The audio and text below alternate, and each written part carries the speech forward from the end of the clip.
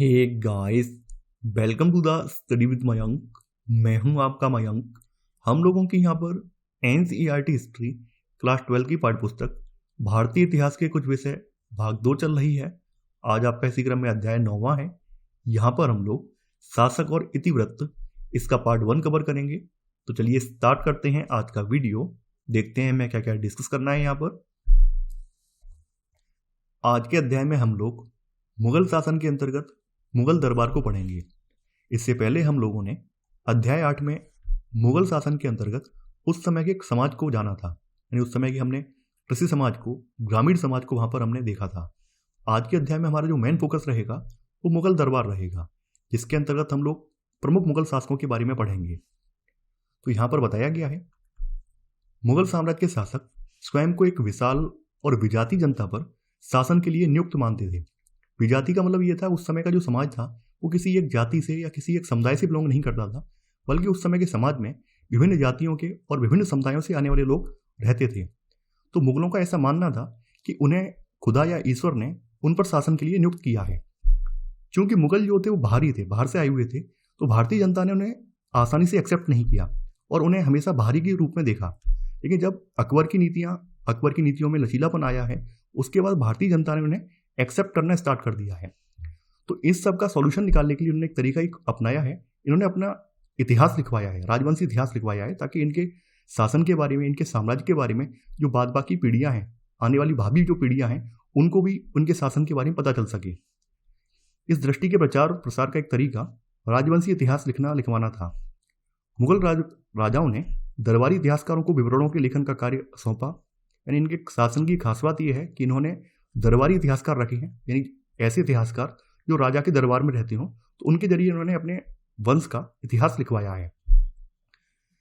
अब देखिए, इनके इतिहास की जो खास बात यह है, जो अंग्रेजी के आधुनिक इतिहासकार हैं, तो उन्होंने इनके राजवंशी इतिहासकारों के लिखे हुए इतिहास को पढ़ा है, तो उन्होंने इसे क्रॉनिकल्स का नाम दिया है। क्रॉनिकल्स का नाम इसलिए दिया है क्योंकि इस पर जो घटनाएं वगैरह वर्णित की गई हैं वो प्रॉपर तरीके से वर्णित की गई हैं।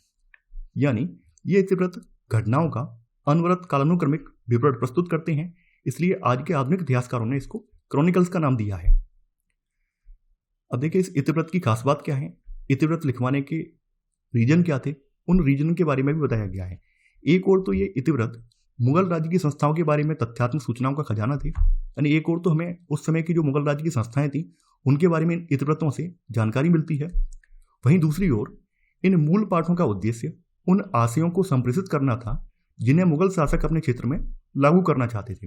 दूसरी बात यह है कि उस समय का जो राजवंशी इतिहास है, उनका जो मूल पाठ है, उसका सेकंड उद्देश्य ये था, उस समय के जो शासक जो कि अपना उद्देश्य रखते थे जनता के ऊपर शासन करना है, कैसे करना है, कैसे अपने बनाए हुए उनके नियमों को कैसे जनता पर लागू करवाना है, वो भी जानकारी इसमें रखते थे, जिससे कि बाद के समय में उनकी पीढ़ियों के जो अनुयायी हैं उसको फॉलो कर सकें। तो यहाँ पर वही सब चीज़ें बताई हैं कि इन मूल पाठों का उद्देश्य उन आशयों को संप्रेषित करना था जिन्हें मुगल शासक अपने क्षेत्र में लागू करना चाहते थे। तो यहाँ पर हम पहले कुछ पॉइंट नोट डाउन करेंगे, उसके बाद हम लोग आगे बढ़ेंगे।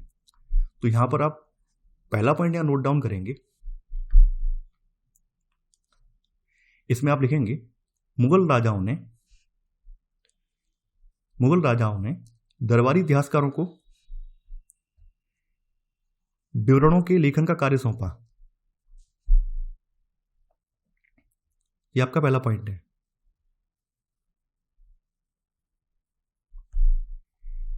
इसका पहला सा पॉइंट, अंग्रेजी में लिखने वाले आधुनिक इतिहासकारों ने, यानी उस समय के इतिहास का जो मूल पाठ है, कि इस शैली को क्रॉनिकल्स ब्रैकेट में इतिवृत्त या इतिहास का नाम दिया है।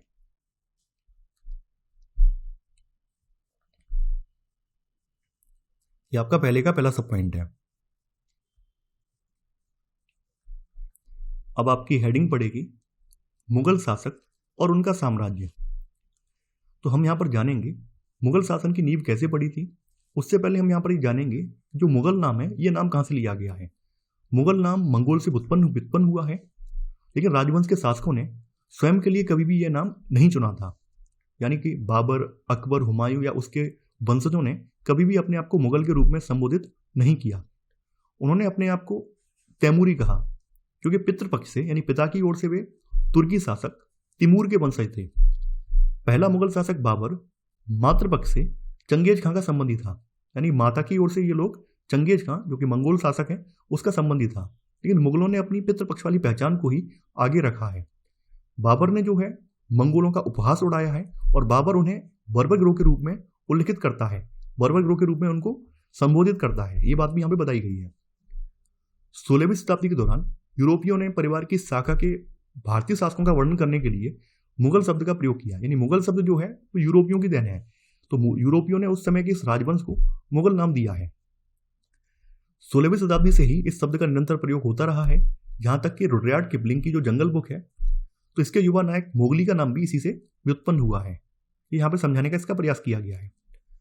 अब देखिए बाबर के बारे में कुछ बातें बताई गई हैं कि बाबर कहाँ से आया था, भारत आने का क्या प्रयोजन था, वो सब बातें बताई गई हैं। तो साम्राज्य का संस्थापक जहीरुद्दीन बाबर को उसके मध्य एशियाई स्वदेश फरगाना से, यानी मूल रूप से ये फरगाना का निवासी था, तो वहां से प्रतिद्वंदी उज्बेकों ने भगा दिया। वहां पर जो उज्बेक थे, उज्बेकों के डर से भागकर ये भारत की ओर आया था। उसने सबसे पहले स्वयं को काबुल में स्थापित किया, यानी सबसे पहले ये काबुल पहुंचा और फिर काबुल से फिर ये 1526 में अंदर की ओर आगे बढ़ा है, यानी संसाधनों की खोज में हुए भारतीय उपमहाद्वीप में आगे की ओर बढ़ा है। तो यहां तक पहले हम कुछ चीजें नोट डाउन करेंगे, उसके बाद हम आगे बढ़ेंगे।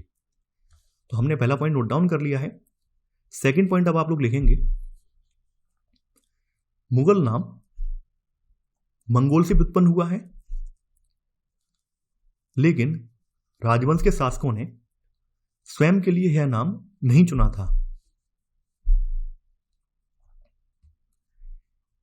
इसी में सब पॉइंट, पहला सब पॉइंट, उन्होंने अपने को तैमूरी कहा क्योंकि पितृपक्ष से वे तुर्की शासक तिमूर के वंशज थे। यह आपका सेकंड का पहला सब पॉइंट है। सेकंड का सेकंड सब पॉइंट आप लिखेंगे, पहला मुगल शासक बाबर मातृपक्ष से चंगेज खां का संबंधी था,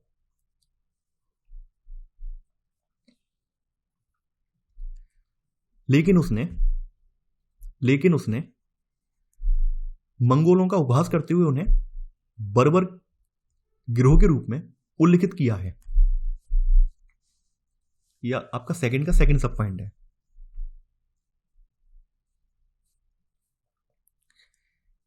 इसी में ही थर्ड सब पॉइंट,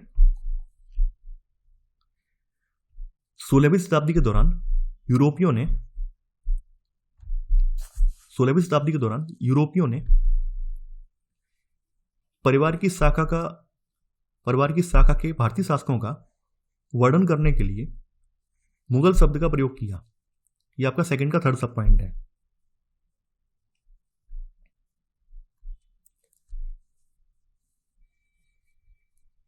इसी में ही फोर्थ सब पॉइंट अब आप लोग नोट डाउन करेंगे, साम्राज्य के संस्थापक जहीरुद्दीन बाबर को उसके मध्य एशियाई स्वदेश फरगाना से प्रतिद्वंदी उज्बेकों ने भगा दिया था।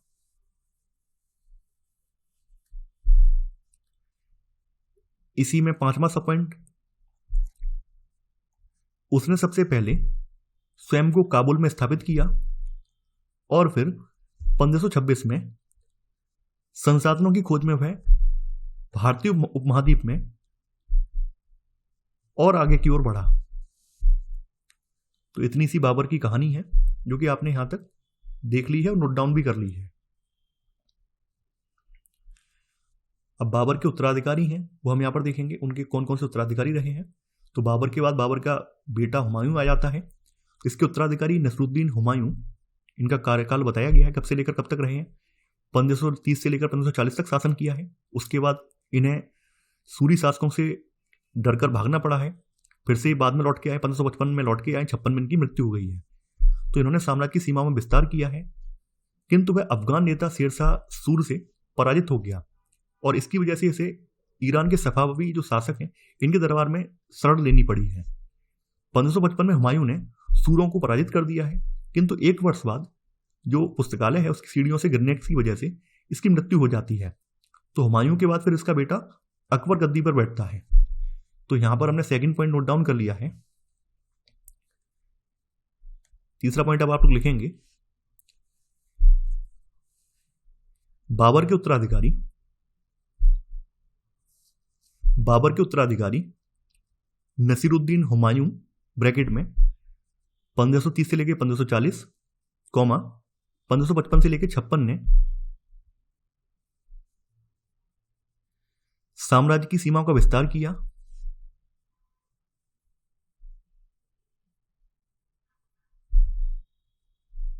इसी में सब पॉइंट।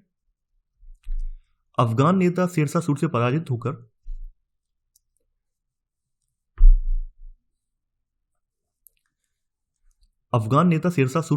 होकर उसने ईरान के सफावी शासक के दरबार में शरण ली। अफगान नेता शेरशाह सूरी से पराजित होकर उसने हुमायूं ने ईरान के सफावी शासक के दरबार में शरण ली।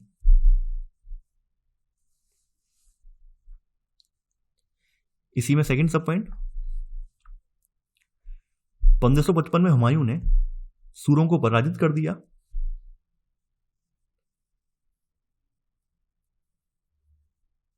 किंतु एक वर्ष बाद ही उसकी मृत्यु हो गई। यह आपका तीसरे का सेकंड सब पॉइंट है। देखिए यहां पर इंपॉर्टेंट बात यह है कि यहां पर आपको जो प्रमुख मुगल बादशाह हुए हैं उनके कार्यकाल पता होना चाहिए। सबसे कम कार्यकाल जो रहा है, सबसे कम जो टाइम पीरियड रहा है वो रहा है बाबर का। अब देखिए इसके बाद अकबर का आ जाता है, यानी कि हुमायूं का बेटा अकबर यहां पर आगे आ जाता है। तो कई लोग जलालुद्दीन अकबर को मुगल बादशाहों में महानतम मानते हैं। महानतम मानने के कई रीजन हैं। एक रीजन तो यह है कि इसने अपनी राज्य की सीमाएं जो हैं इनका विस्तार किया है, और इसके अलावा इसके समय में जो भारत का जनमानस है वो भी इस मुगल वंश से जुड़ पाया है, क्योंकि अकबर की जो नीतियां थी वो जनहितैषी नीतियां थी, जिनकी वजह से भारत की जो आम जनता है उन्होंने जो पुराने गिले शिकवे थे कि ये लोग बाहरी हैं, आक्रांता हैं, वो सब भूलकर इन लोगों को अपना लिया है। क्योंकि उसने न केवल अपने साम्राज्य का विस्तार ही किया बल्कि इसे अपने समय का विशालतम, दृढ़तम और सबसे समृद्ध राज्य बनाकर सुदृढ़ भी किया। अकबर हिंदकुश पर्वत तक अपने साम्राज्य की सीमाओं के विस्तार में सफल हुआ, और उसने ईरान के सफावियों और तुरान के उज्बेकों की विस्तारवादी योजनाओं पर लगाम लगाए रखी। यानी कि जो उज्बेक, जिनकी वजह से इसके दादा को अपना फरगाना छोड़कर भारत आना पड़ा था, अकबर की नीतियों की वजह से उन पर भी लगाम लग गई। अकबर के बाद जहांगीर के बाद देखिए जहांगीर का टाइम पीरियड 1605 से लेकर 27 तक रहा है। उसके बाद शाहजहां 1628 से लेकर 58 तक, और फिर औरंगजेब। तो इनके रूप में भिन्न भिन्न व्यक्तित्वों वाले 3 बहुत योग्य उत्तराधिकारी हुए। ये बात यहाँ पर बताई गई है। अब देखिए यहाँ पर कुछ चीजों के बारे में आपको ध्यान रखना है। यहाँ पर मुगल वंश में 2 शासक ऐसे हुए हैं जिनका कार्यकाल काफी लंबा है। एक तो अकबर है, अकबर ने 49 साल तक शासन किया है, और दूसरा है यहाँ पर औरंगजेब का शासन भी 49 साल तक रहा है। मैं इसलिए बता रहा हूं, कई बार पूछ लिया जाता है कि मुगल वंश में किस शासक का कार्यकाल सबसे ज्यादा रहा है, किसका कब से कम रहा है। तो आपको 4 नाम दे दिए, पूछ लिया गया, आपको टाइम पीरियड पता है तो आप बता पाएंगे। बाबर का सबसे कम रहा है, और अकबर या औरंगजेब में किसी एक का नाम या दोनों का नाम है ऑप्शन है तो आप बता पाएंगे इन दोनों का ज्यादा रहा है। तो हमने 3 पॉइंट लिख लिए हैं। चौथा पॉइंट अब आप लोग नोट डाउन करेंगे। इसमें आप लिखेंगे अकबर ब्रैकेट में 1556 से लेकर 1605 हिंदकुश पर्वत तक अपने साम्राज्य की सीमाओं के विस्तार में सफल हुआ, और उसने ईरान के सफावियों और तुरान के उज्बेकों की विस्तारवादी योजनाओं पर लगाम लगाए रखी। यह आपका चौथा पॉइंट है। इसी में सब पॉइंट, चौथे का वाला सब पॉइंट, अकबर के बाद जहांगीर ब्रैकेट में 1605 से लेकर 27, शाहजहां 1628 से 58, और औरंगजेब 1658-1707 के रूप में भिन्न भिन्न व्यक्तित्वों वाले 3 बहुत योग्य उत्तराधिकारी हुए। यह आपका चौथे का पहला सब पॉइंट है, जो कि आपने नोट डाउन कर लिया होगा। देखिए इस चैप्टर में बहुत ज्यादा विस्तार में नहीं बताया गया है, आपने क्लास 7 में विस्तार में पढ़ लिया है। ये चैप्टर देखा जाए तो मेंस के लिए इंपॉर्टेंट है, क्योंकि यहाँ पर भाषा पर ज्यादा बल दिया गया है, यानी उनकी जो नीतियां हैं, उनके समय की जो घटनाएं हैं, उन पर ज्यादा वर्णन किया गया है। चलिए आगे बढ़ते हैं। अब देखिए यहाँ पे कुछ चीजें बताई गई, कैसे इन लोगों ने अपने साम्राज्य का विस्तार किया है, कैसी नीतियां थी इनकी। तो मुगल शक्ति का सुस्पष्ट केंद्र दरबार था। दरबार से मतलब यह था कि पूरी पावर जो थी वो शासक के हाथ में थी। यहाँ राजनीतिक संबंध गढ़े जाते थे, साथ ही श्रेणियां और हैसियतें परिभाषित की जाती थी। मुगलों द्वारा शुरू की गई राजनीतिक व्यवस्था सैन्य शक्ति और उपमहाद्वीप की भिन्न भिन्न परंपराओं को समायोजित करने की चेतन नीति के संयोजन पर आधारित थी। यानी मुगल जो है, मुगलों ने कभी भी अपने आप को ऐसे नहीं देखा कि वो बाहरी हैं। उन्होंने अपने आप को भारत की परंपराओं के अकॉर्डिंग अपने आप को यहाँ पर समायोजित कर लिया। तो यही कारण है कि बाद के समय में जो यहाँ की जनता है उसने भी इनको एक्सेप्ट कर लिया है, और आप लोग देखेंगे कि इनके विवाह संबंध भी हिंदुओं में स्थापित हुए हैं। 1707 के बाद औरंगजेब की जो मृत्यु हुई है, तो उसकी मृत्यु उपरांत राजवंश की शक्ति नष्ट हो गई है, घट गई है, क्योंकि उसके बाद के जो मुगल शासक हुए बहुत ज़्यादा स्ट्रांग नहीं थे। तो अगर हम लोग मुगल शासन की जब बात करते हैं तो बाबर से लेकर औरंगजेब तक ही देखते हैं, क्योंकि ये कुछ ऐसे शासक रहे थे जो बहुत ज़्यादा शक्तिशाली थे। बाद के जो मुगल शासक हुए हैं 1707 के बाद वाले, पहली बात तो टिक नहीं पाए हैं, और टिके भी हैं तो उनकी कोई शक्ति जो है बहुत ज़्यादा इंपॉर्टेंट नहीं रह गई है। तो बताया है 1857 में इस वंश के अंतिम वंशज बहादुर शाह जफर द्वितीय को अंग्रेजों ने उखाड़ फेंका था। तो देखिए हम लोगों ने यहाँ पर चौथे का पहला सब पॉइंट नोट डाउन कर लिया है, चौथे का सेकंड सब पॉइंट यहाँ पे नोट डाउन करेंगे। इसमें आप लिखेंगे 1707 के बाद औरंगजेब की मृत्यु उपरांत राजवंश की शक्ति घट गई। इसी में थर्ड सब पॉइंट चौथे का 1857 में इस वंश के अंतिम वंशज बहादुर शाह जफर द्वितीय को अंग्रेजों ने उखाड़ फेंका। यह आपका चौथे का थर्ड सब पॉइंट है। अब आपकी अगली हेडिंग पड़ेगी इतिवृत्तों की रचना। इतिवृत्त क्यों रचे गए, इनको लिखने का क्या उद्देश्य था, वो सब चीजें हम यहां जानेंगे। तो बताया गया है कि मुगल बादशाहों द्वारा तैयार करवाए गए इतिवृत्त साम्राज्य और उसके दरबार के अध्ययन के महत्वपूर्ण स्रोत हैं, जैसा कि हम लोग जानते हैं। इनका उद्देश्य उन लोगों को जिन्होंने मुगल शासन का विरोध किया, यह बताना भी था कि उनके सारे विरोधों का असफल होना नियत है। क्योंकि यहाँ पर आप देखेंगे जो भी दरबारी इतिहासकार हैं, तो दरबारी इतिहासकार हमेशा अपने शासकों को महान बताएंगे और उनके जो विरोधी हैं, अपोनेंट्स हैं, उनकी निंदा करेंगे, या फिर ये दर्शाएंगे कि इनके जो विरोधी हैं वो शासक से पराजित हो गए। शासक यह भी सुनिश्चित कर लेना चाहते थे कि भावी पीढ़ियों के लिए उनके शासन का विवरण उपलब्ध रहे। जैसा कि मैंने स्टार्टिंग में बता दिया था, इतिवृत्त लिखवाने का एक रीजन तो ये था कि अपनी नीतियों का प्रचार करना। दूसरा रीजन ये है कि उनके आने वाली जो भावी पीढ़ियां हैं वो भी उनके द्वारा किए गए कार्यों का अनुसरण कर सकें, उनकी नीतियों का अनुसरण कर सकें, इसके लिए भी इतिवृत्त लिखवाए गए। मुगल इतिवृत्तों के लेखक निरपवाद रूप से दरबारी रहे। लेकिन यहाँ पर ध्यान देना, शब्दों पर ही आपको ध्यान देना है। निरपवाद का मतलब क्या है, जिसके ऊपर कोई अपवाद ना हो। निरपवाद रूप से दरबारी ही रहे। उन्होंने जो इतिहास लिखे उनके केंद्र बिंदु में थी शासक पर केंद्रित घटनाएं, शासक का परिवार, दरबार व अभिजात, युद्ध और प्रशासनिक व्यवस्थाएं। दरबारी का मतलब क्या है? दरबारी का मतलब यह सरकारी इतिहासकार। भाई दरबार में रहने वाला व्यक्ति है, शासक जैसा इतिहास चाहेगा वैसा इतिहास को लिखेंगे। तो कहने का मतलब यह है कि अगर कोई बाहर से लिखने वाला इतिहासकार होता जो कि दरबार से मुक्त था, शासक की दबाव से मुक्त है, तो वो बाहर की जनता के बारे में भी लिख पाता। क्योंकि यहाँ के जो इतिहासकार थे वो मोस्टली दरबारी इतिहासकार थे, तो इस वजह से उन्होंने जो अप्रोच रखी, जो सोच रखी उनकी, वो सोच शासक की ओर से रखी गई। यानी खास करके उन्होंने शासक की गतिविधियों पर, शासक के प्रशासन पर, या फिर उसके दरबार और वहां पर जो विशिष्ट वर्ग है उस पर ही ध्यान केंद्रित रखा। उस समय की आम जनता पर इतना ज्यादा इन्होंने नहीं लिखा है। तो यहां पर पांचवा पॉइंट आप लोग लिखेंगे,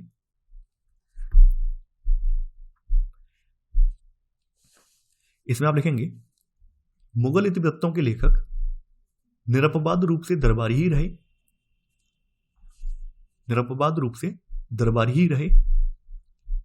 इसी में सब पॉइंट, उन्होंने जो इतिहास लिखे उनके केंद्र बिंदु में थी शासक पर केंद्रित घटनाएं, कौमा शासक का परिवार, दरबार व अभिजात, युद्ध और प्रशासनिक व्यवस्थाएं। यह पांचवें का सब पॉइंट है।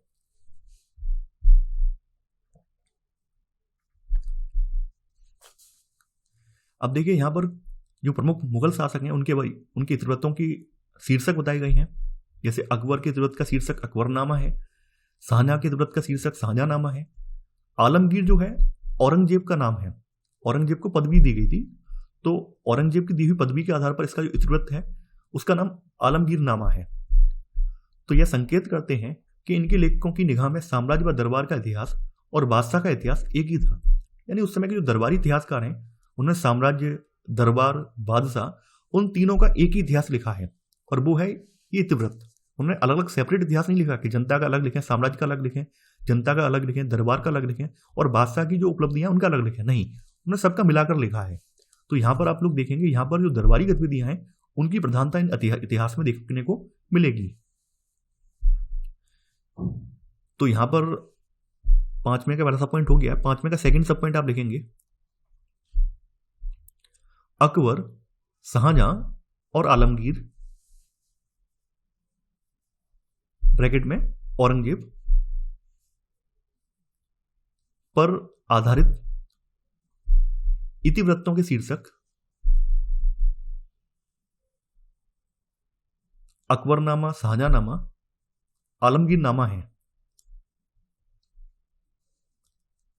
पर आधारित इतिवृत्तों के शीर्षक अकबरनामा, शाहजहांनामा, आलमगीरनामा है।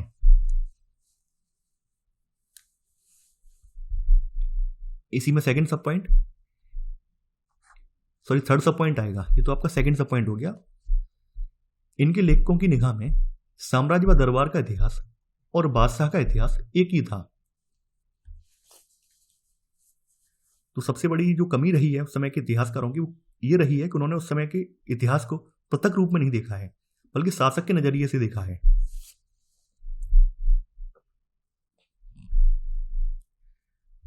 अब देखिए, इनकी भाषा के ऊपर यहां पर बताया गया कि इनकी भाषा क्या रही है।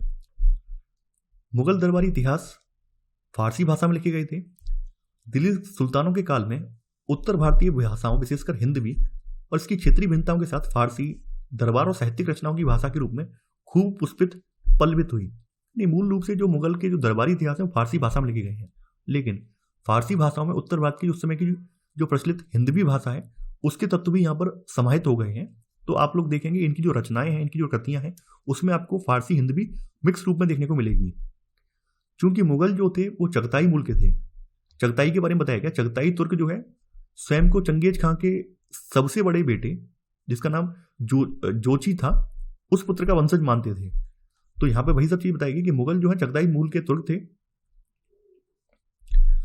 और तुर्की जो थी इनकी मातृभाषा थी। यानी बाबर की तो मातृभाषा हमने पढ़ी है कि बाबर की जो मातृभाषा है तुर्की थी, तो बाबर की जो कविताएं हैं उसके संस्करण हैं वो तुर्की भाषा में है, और बाद के जो शासक इसके रहे हैं उनके जो संस्करण या फिर उनके जो इतिवृत्त वगैरह हैं वो सब फारसी भाषा में है। अकबर की बात करें तो अकबर ने सोच समझकर फारसी को दरबार की मुख्य भाषा बनाया। उसके पीछे कई रीजन थे, क्योंकि उसके दरबार में जो मोस्टली लोग थे वो खास करके ईरान, मध्य एशिया के लोग थे। तो इस वजह से ईरान के साथ उसके सांस्कृतिक और बौद्धिक संपर्क बने रहे। एक कारण तो यहां पर यह था। फारसी को दरबार की भाषा का ऊंचा स्थान दिया गया और उन लोगों को शक्ति और प्रतिष्ठा प्रदान की गई जिनकी इस भाषा पर अच्छी पकड़ थी। राजा, शाही परिवार के लोग और दरबार के जो विशिष्ट सदस्य थे वो फारसी भाषा में बात करते थे। तो ये कुछ बातें फारसी भाषा के बारे में बताई गई हैं। अब जैसे आगे भी यहाँ पे कुछ चीजें और बताई गई हैं। जहां जहां फारसी प्रत्यक्ष प्रयोग में नहीं लाई गई थी, वहां भी राजस्थानी, मराठी और यहां तक कि तमिल में शासकीय लेखों की भाषा को इसकी शब्दावली और मुहावरों ने व्यापक रूप से प्रभावित किया गया था। यानी कहने का मतलब ये फारसी भाषा में न केवल हिंदवी के तत्व समाहित हुए, बल्कि अन्य भाषाओं के तत्व भी, जैसे राजस्थानी, मराठी या फिर तमिल जो शासकीय लेखों की भाषा के तत्व हैं वो भी इसमें समाहित हो गए थे। इसके अलावा सबसे बड़ी उपलब्धि ये थी फारसी की, स्थानीय जो मुहावरे वगैरह थे, कहावतें वगैरह थी, वो भी इसमें समाविष्ट हो गई थी। यानी स्थानीय मुहावरों को समाविष्ट करने से फारसी का भी भारतीकरण हो गया था। फारसी के हिंदवी के साथ पारस्परिक संपर्क से उर्दू के रूप में एक नई भाषा निकल कर आई। यानी जो उर्दू भाषा बनी है ये आपकी मेरठ में बनी है। ये ऐसा कहा जाता है कि मेरठ के आसपास इसका निर्माण हुआ है उर्दू का, और उर्दू भाषा जो है हिंदवी और फारसी के मिलने से बनी है। तो देखिए, हम लोग यहां पर कुछ पॉइंट नोट डाउन करेंगे, उसके बाद आगे बढ़ेंगे। हमने 5वां पॉइंट लिख लिया है। 6वां पॉइंट आप लोग लिखेंगे, इसमें लिखेंगे मुगल दरबारी इतिहास फारसी भाषा में लिखे गए थे।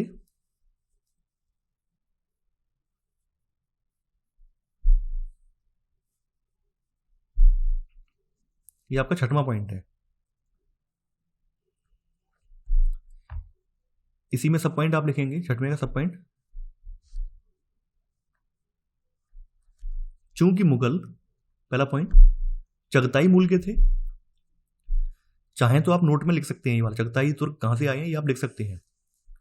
चूंकि मुगल चगताई मूल के थे, अतः तुर्की उनकी मातृभाषा थी।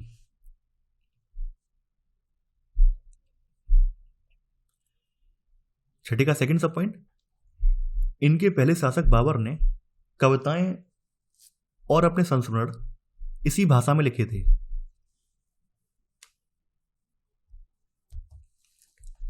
तीसरा सब पॉइंट है अब आपका, अकबर ने सोच समझकर फारसी को दरबार की मुख्य भाषा बनाया। इसी में चौथा सब पॉइंट है अब आपका, राजा, शाही परिवार के लोग और दरबार के विशिष्ट सदस्य यह भाषा बोलते थे।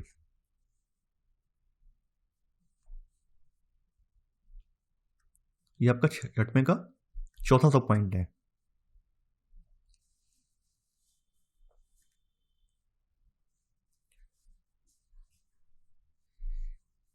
इसी में ही छठवें का पांचवा सब पॉइंट आप नोट डाउन करेंगे, जहां जहां फारसी प्रत्यक्ष प्रयोग में नहीं थी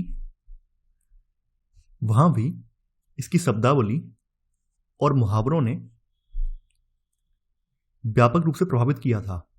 आज भी आप देखेंगे कि हिंदी में बहुत से ऐसे शब्द हैं जो कि फारसी से लिए गए हैं।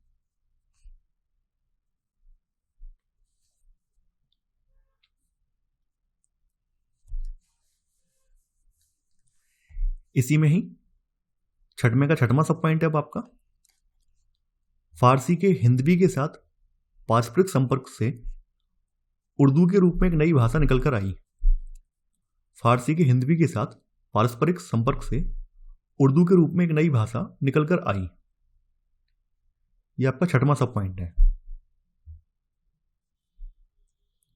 अब देखिए यहां पर कुछ इनके जो इतिवृत्त हैं उनके बारे में जिक्र किया गया है। अकबरनामा जैसे मुगल इतिहास फारसी में लिखे गए थे, जबकि बाबर के संस्मरण जो बाबरनामा है उसका तुर्की से फारसी भाषा में बाद में अनुवाद किया गया है। अकबर ने जो है प्राचीन हिंदू ग्रंथ महाभारत और रामायण का भी अनुवाद करवाया था और ये अनुवाद फारसी में किए गए। जैसे महाभारत का जो अनुवाद है वो रजमनामा यानी युद्धों की पुस्तक के रूप में इसका अनुवाद किया गया है। तो ये बातें यहां पर बताई गई हैं। तो यहां पर छठवें पॉइंट में ही आप छठवें का सातवां सब पॉइंट यहां नोट डाउन करेंगे। इसमें आप लिखेंगे, मुगल बादशाहों ने महाभारत और रामायण जैसे संस्कृत ग्रंथों को फारसी में अनुवादित किए जाने का आदेश दिया।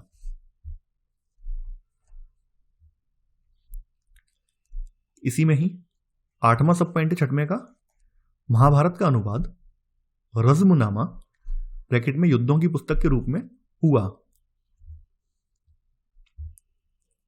यह आपका छठवें का आठवां सब पॉइंट है। अब है पांडुलिपियों की रचना। तो मुगल भारत की सभी पुस्तकें जो थी पांडुलिपियों के रूप में थी, अर्थात ये हाथ से लिखी जाती थी। और पांडुलिपि रचना का जो मुख्य केंद्र था यह केंद्र शाही किताबखाना था। यहां पर आप जो किताब शब्द देख रहे हैं, किताब शब्द भी फारसी भाषा से आया है।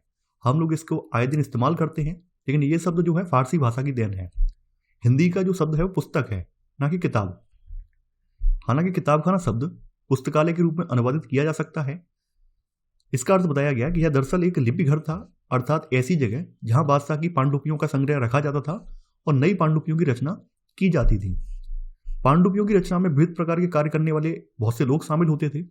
जैसे बताया गया है, कागज बनाने वालों की पांडुलिपि के पन्ने तैयार करने, सुलेखों की पाठ की नकल तैयार करने, यानी कि पांडुलिपियां उस समय हाथ से लिखी जाती थी और अगर किसी एक पांडुलिपि की दूसरी प्रतिलिपि तैयार करनी है तो वो काम हाथ से होता था, तो इसके लिए सुलेखक लगाए गए थे। गुप्तघरों की पृष्ठों को चमकाने के लिए, गुप्तघरों का काम क्या था, जो पांडुलिपि के पृष्ठ हैं उनको चमकाने का, उन पर अलंकरण करने का काम उसका होता था। चित्रकारों की पाठ से दृश्यों को चित्रित करने के लिए एक चित्रकार क्या करते थे, चित्रकार पाठ में जो दृश्य हैं, मान लीजिए शिकार का कोई प्रसंग आया है तो शिकार से संबंधित वहां पे दृश्य बनाना, ये चित्रकार का काम था। जिल्द साजों के प्रत्येक पन्ने को इकट्ठा करके उसे अलंकृत आवरण में यानी जिल्द में बुनना, तो ये काम जिल्दसाज का था। तो यहाँ पर ये सब चीज़ें आप देखेंगे कि जो पांडुलिपियाँ तैयार की गई बहुत सौंदर्यपूर्वक तैयार की गई हैं। यानी इस तरह के सौंदर्य को अस्तित्व में लाकर इन पांडुलिपियों के संरक्षक मुगल बादशाह अपनी शक्ति को दर्शा रहे थे। आपके सामने यहाँ पर पांडुलिपि का एक चित्र यहाँ पर दिया गया है। पांडुलिपि का पन्ना है ये पांडुलिपि का पन्ना है। इसकी आप यहाँ पर जो कारीगरी इसमें की गई है, एक तो लिखावट आप देख पा रहे हैं, लिखावट के अलावा यहाँ पर फूल पत्ती बने हुए हैं और ऊपर आप जिल्दसाजी भी यहाँ पर देख पा रहे हैं। तो ये पांडुलिपि है ये। तो यहाँ पर हम लोग कुछ चीजें नोट डाउन करेंगे। 7वां पॉइंट अब आपका आएगा यहाँ पर। इसमें आप लिखेंगे मुगल भारत की सभी पुस्तकें पांडुलिपियों के रूप में थीं, अर्थात वे हाथ से लिखी जाती थीं। इसी में सब पॉइंट, पांडुलिपि रचना का मुख्य केंद्र शाही किताबखाना था। पांडुलिपि रचना का मुख्य केंद्र शाही किताबखाना था। इसी में ही सेकंड सब पॉइंट, पांडुलिपियों की रचना में विविध प्रकार के कार्य करने वाले बहुत से लोग शामिल होते थे। जैसे देखिए, जैसे के बाद आप क्या करेंगे, जैसे मान लीजिए लाइन आपकी चल रही जैसे, तो फिर बीच में सुलेखक डैश लगा के फिर लिखेंगे पाठ की नकल तैयार करना। इसके नीचे कोफ्तगर प्रश्नों को चमकाने के लिए, चित्रकार दृश्यों को चित्रित करने के लिए, जिल्दसाज प्रत्येक पन्ने को इकट्ठा करके उसे अलंकृत आवरण करने के लिए, बनाने के लिए। ठीक है, तो ऐसे करके पांडुलिपियों को कार्य करने वाले जो व्यक्ति हैं, तो उन व्यक्तियों का विवरण आपको यहां पर मिल जाएगा। तो यहां पर आपने 7वां पॉइंट और 7वें के दोनों सब पॉइंट आपने नोट डाउन कर लिए हैं। आगे बढ़ते हैं। अब जैसे यहां बताया गया कि पांडुलिपि का जो काम करने वाले लोग थे, इनमें से कुछ लोगों का सम्मान ज्यादा था और कुछ लोग जो हैं गुमनाम कारीगर के रूप में ही रह गए। सुलेखकों और चित्रकारों को तो उच्च सामाजिक प्रतिष्ठा मिली, जबकि अन्य जैसे कागज बनाने वाले अथवा जिल्दसाज गुमनाम कारीगर ही रहकर रह गए। क्योंकि सुलेखक जो थे पढ़े लिखे व्यक्ति थे और चित्रकार जो है वहां पर मनमोहक दृश्य बनाते थे। इस वजह से इन्हें प्रतिष्ठा ज्यादा मिली, क्योंकि इनका काम विशिष्ट था। जबकि अन्य व्यक्ति थे जैसे कागज बनाने वाले हैं, जिल्दसाज हैं, यानी उसको प्रॉपर कॉपी के फॉर्म में, प्रॉपर पुस्तक के फॉर्म में उसको मढ़ाई करने वाले, मढ़ने वाले जो लोग हैं, तो वो गुमनाम हो गए। अब जैसे कुछ शैलियां हैं जिन शैलियों में इनकी पांडुलिपियां लिखी गई हैं। नस्तलिख, तो नस्तलिख जो है अकबर की पसंदीदा शैली थी, जिसे लंबे सपाट प्रभावी ढंग से लिखा जाता था। यहां पर जो है, यहां पर आप नस्तलिख शैली की ही पांडुलिपि आप देख पा रहे हैं। देखिए मैं दिखा दे रहा हूं। तो ये जो है नस्तलिख शैली में लिखा हुआ एक पन्ना है, जिसे अकबर के दरबार के सबसे अच्छे सुलेखकों में से एक काश्मीर के मोहम्मद हुसैन के द्वारा तैयार किया गया था, जो कि आप यहां पर देख पा रहे हैं। तो यहां पर कुछ चीजें और भी आप लिखेंगे 8वें पॉइंट में ही। 8वें पॉइंट में आप यहां पर लिखेंगे इनमें सुलेखकों और चित्रकारों को तो उच्च सामाजिक प्रतिष्ठा मिली, या फिर ऐसा करना 7वें का थर्ड सब पॉइंट करके आप लिख लीजिए, इनमें सुलेखकों और चित्रकारों को तो उच्च सामाजिक प्रतिष्ठा मिली, जबकि अन्य गुमनाम कारीगर ही रह गए। ये आपका 7वें का थर्ड सब पॉइंट है।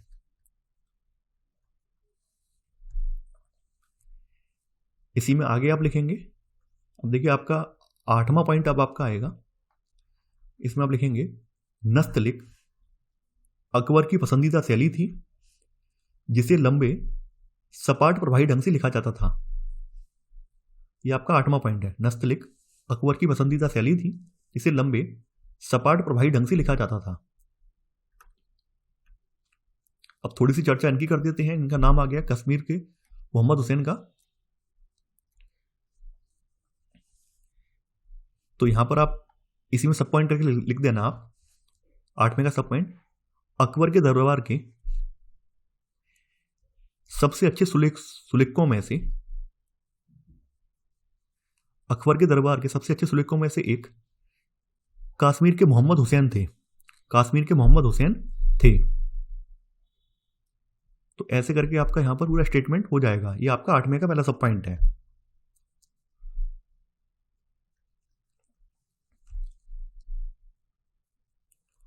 अब देखिए अगली आपकी हेडिंग पड़ेगी रंगीन चित्र। मुगल काल की सबसे विशिष्ट बात यह है कि यहाँ पर जो भी पांडुलिपियां तैयार की गई, जो पुस्तकें तैयार की गई हैं, उनमें रंगीन चित्रकारी की गई है, जो कि उस समय की एक खास उपलब्धि है। जैसा कि हमने पिछले अनुभाग में पढ़ा, मुगल पांडुलिपियों की रचना में चित्रकार भी शामिल थे।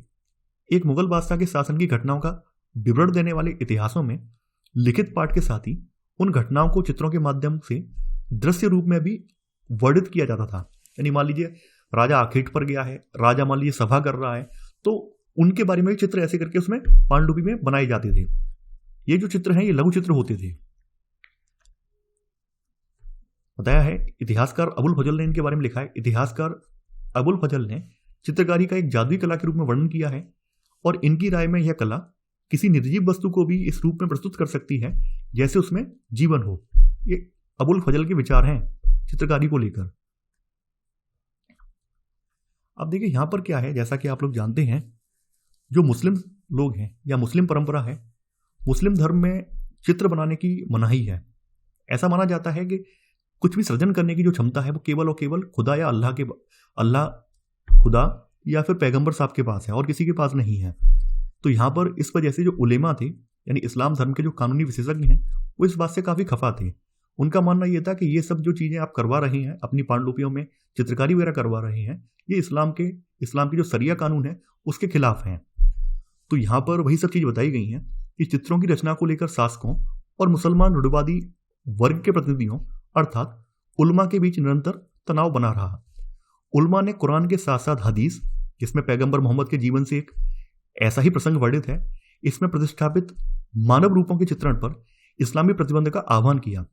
यानी कहने का मतलब यह है कि इस्लाम में मानव जीवन के चित्र उकेरने की मनाही है, जबकि मुगल शासकों ने इस्लाम धर्म के होने के बावजूद भी इन्होंने अपनी पांडुलिपियों में जमकर चित्रकारी करवाई है, क्योंकि ऐसा करने से यह लगता था कि कलाकार रचना की शक्ति को अपने हाथ में लेने की कोशिश कर रहा है। ऐसा इस्लामी मान्यताओं में है, और इस्लामी मान्यताओं में मूर्ति पूजा या मूर्ति बनाना या फिर कोई चित्रकारी तैयार करना, इसकी इसी वजह से मनाही की गई है। तो ये बात भी यहाँ पर आपको समझाने का प्रयास किया गया है। तो यहाँ पर हम 9वां पॉइंट लिखेंगे। इसमें आप लिखेंगे, हेडिंग आपने डाल ली होगी, रंगीन चित्र। इसमें आप लिखेंगे, एक मुगल बादशाह के शासन की घटनाओं का विवरण देने वाले इतिहासों में लिखित पाठ के साथ ही उन घटनाओं को चित्रों के माध्यम से दृश्य रूप में भी वर्णित किया जाता था। विराम। इसी में ये लघु चित्र होते थे। अब देखिए अबुल फजल का जो कथन है ये काफी इंपॉर्टेंट है। अगर आप चित्रकारी के विषय में कभी भी जैसे आर्ट एंड कल्चर में निबंध वगैरह या फिर आर्ट एंड कल्चर से कोई प्रश्न आ जाता है, वहां पर अगर ये लाइन कोट करके आप लिख देंगे तो आपके नंबर बढ़ जाएंगे कि प्रसिद्ध इतिहासकार अबुल फजल ने ये मत व्यक्त किया है। ऐसे करके आप लिख देंगे कि कला किसी निर्जीव वस्तु को भी इस रूप में प्रस्तुत कर सकती है जैसे उसमें जीवन हो, तो आपको इसके अतिरिक्त नंबर मिल जाएंगे। तो यहां पर आप वही करेंगे, यहां पर आप लिख लेंगे 9वें का पहला सब पॉइंट। इसमें आप लिखेंगे, इतिहासकार अबुल फजल ने चित्रकारी का एक जादुई कला के रूप में वर्णन किया है। इसी में आके उसकी राय में यह कला किसी निर्जीव वस्तु को भी इस रूप में प्रस्तुत कर सकती है कि जैसे उसमें जीवन हो। इसको हाईलाइट कर लेना आप लोग, ये काफी काम आएगी लाइन। और जब भी कहीं कला पर बात आ जाए तो आप लोग ये लाइन अगर लिख देंगे तो आपके आंसर में आपको अतिरिक्त फायदा हो जाएगा। तो आप इसे हाईलाइट कर लेना। तो ये आपका 9वें का सब पॉइंट हो गया।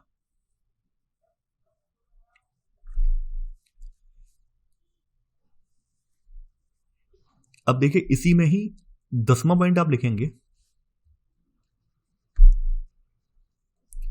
इसमें आप लिखेंगे, चित्रों की रचना को लेकर शासकों और मुसलमान रूढ़िवादी वर्ग के प्रतिनिधियों अर्थात उलमा के बीच निरंतर तनाव बना रहा।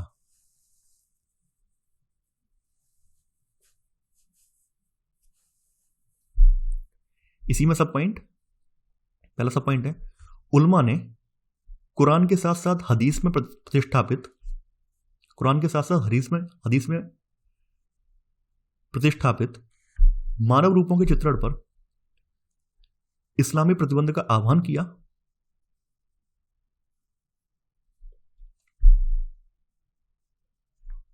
क्योंकि ऐसा करने से यह लगता था कि कलाकार रचना की शक्ति को अपने हाथ में लेने की कोशिश कर रहा है।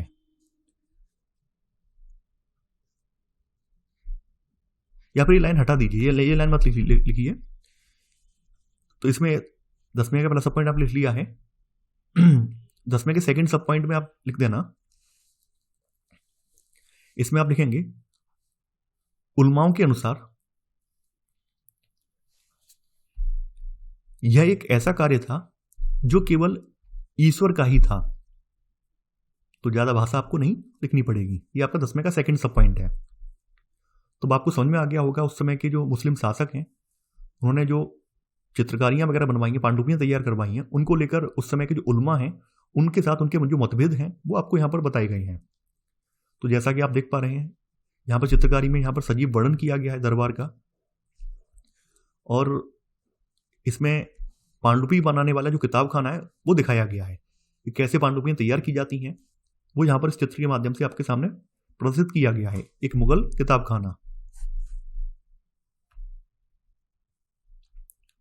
जैसा कि हम लोग जानते हैं उलमाओं ने कुरान, हदीस और शरिया कानून का हवाला देते हुए इनकी जो रंगीन चित्र की परंपरा है इसका विरोध किया। लेकिन हमें ये नहीं भूलना चाहिए जो इस्लामी शरिया कानून है इसकी व्याख्याओं में स्थानीय परंपराओं के अनुसार बदलाव आया। यानी जो मुस्लिम धर्म को मानने वाले शासक थे उन शासकों ने शरिया कानून में स्थानीय परंपराओं को ध्यान में रखते हुए अपने अनुसार चेंजेस किए। तो समय के साथ शरिया की व्याख्याओं में भी बदलाव आया। प्रत्येक समूह ने इस परंपरा की ऐसी व्याख्या प्रतिपादित की जो उनकी राजनीतिक आवश्यकताओं से सबसे ज्यादा मेल खाती थी।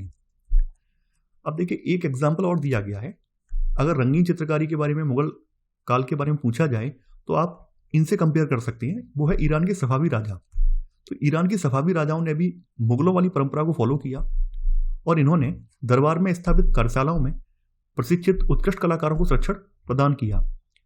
बेहजाद जैसे चित्रकारों के नाम ने सफावी दरबार की सांस्कृतिक प्रसिद्धि को चारों ओर फैलाने में बहुत योगदान दिया। यानी कि आप लोग देखेंगे मुस्लिम परंपरा में मुगल शासक कोई नए नहीं थे, कुछ अन्य शासक भी थे जो कि मुस्लिम होते हुए भी उन्होंने कला को संरक्षण प्रदान किया है। तो देखिए इस बात को आप नोट के रूप में लिख लेना। और अगर आप से पूछा जाए मुगल काल में चित्रकारी के बारे में तो आप ईरान की सफावी राजाओं का जिक्र भी आप कर देंगे तो बेहतर रहेगा। तो यहां पर आप लिखेंगे ईरान के सफावी राजाओं ने दरबार में स्थापित कार्यशालाओं में प्रशिक्षित उत्कृष्ट कलाकारों को संरक्षण प्रदान किया। इसी में सब पॉइंट बेहजाद जैसे चित्रकारों के नाम से सफावी दरबार की सांस्कृतिक प्रसिद्धि को चारों ओर फैलाने में बहुत योगदान दिया। बेहजाद जैसे चित्रकारों के नाम ने सफावी दरबार की सांस्कृतिक प्रसिद्धि को चारों ओर फैलाने में बहुत योगदान दिया। जहांगीर के टाइम में आप लोग देखेंगे कला का विकास सबसे ज्यादा हुआ है। तो जहांगीर के टाइम में ईरान से लेकर मध्य एशिया के भी कुछ चित्रकार या कलाकार थे वो भारत में आए हैं। तो ईरान से भी कलाकार मुगलकालीन भारत में आने में सफल हुए। कुछ को मुगल दरबार में लाया गया, जैसे मीर सैयद अली और अब्दुल समद को बादशाह हुमायूं को दिल्ली तक साथ लेने के लिए कहा गया। अन्य जो कलाकार थे वो अवसरों की तलाश में भारत की ओर प्रवास किए। बादशाह और रूढ़िवादी मुसलमान विचारधारा के प्रवक्ताओं के बीच जीवधारियों के दृश्य निरूपण पर मुगल दरबार में जो है तनाव बना हुआ था। यानी आप लोग देखेंगे जो मुगल चित्रकारी की गई है इसमें जीवधारियों के चित्रों का भी निरूपण किया गया है, जबकि इस्लामी परंपराओं के अनुसार जीवधारियों के चित्र बनाना या फिर किसी व्यक्ति का चित्र बनाना उन सब की इस्लाम में मनाही है। तो यहां पर अब आप लोग क्या करेंगे, 11वां पॉइंट आप लिखेंगे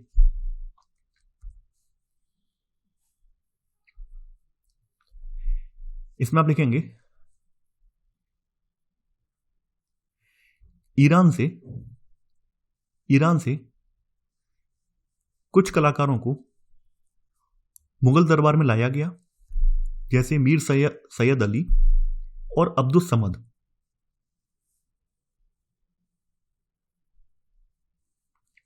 ईरान से भी कुछ कलाकारों को भारत लाया गया, कुछ कलाकारों को मुगल दरबार में लाया गया, जैसे मीर सैयद अली और अब्दुल समद।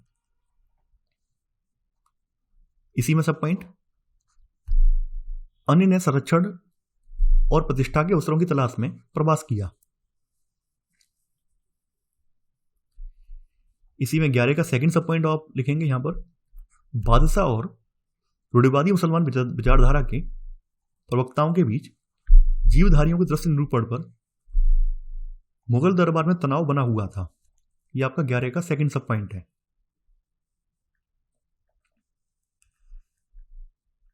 अब आपकी अगली हेडिंग है अकबरनामा और बादशाहनामा। तो अकबरनामा के बारे में हम कल के अध्याय में भी पढ़ चुके हैं, तो यहां पर हम एक बार इसको फिर से रिपीट कर रहे हैं। तो बताया है अकबरनामा के जो लेखक हैं अबुल फजल, इनके बारे में बताया है कि इनका जो पालन पोषण है कहां पर हुआ है। अबुल फजल का जो पालन पोषण हुआ था वो राजधानी आगरा में हुआ था, मुगल राजधानी आगरा में हुआ था। अबुल फजल जो है अरबी, फारसी, यूनानी दर्शन और सूफीवाद में पर्याप्त निष्णात था, यानी अच्छा खासा जानकार था इसका। इससे भी अधिक वह एक प्रभावशाली विवादी तथा स्वतंत्र चिंतक था, जिसने लगातार दकियानूसी उलमा के विचारों का विरोध किया। दकियानूसी का मतलब ये रूढ़िवादी विचारों का विरोध किया है इसने।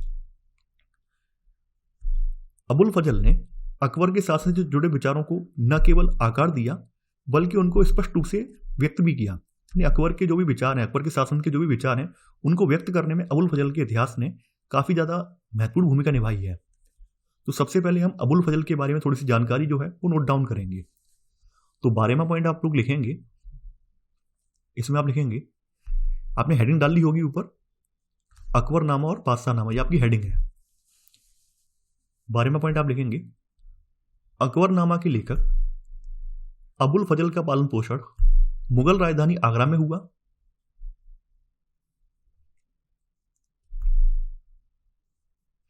इसका पहला सब पॉइंट देखिए, आपको नया शब्द यहां मिला है, निष्णात, एक नया शब्द है। इसका मतलब होता है जानकार या एक्सपर्ट होना। वह अरबी, फारसी, यूनानी दर्शन और सूफीवाद में पर्याप्त निष्णात था।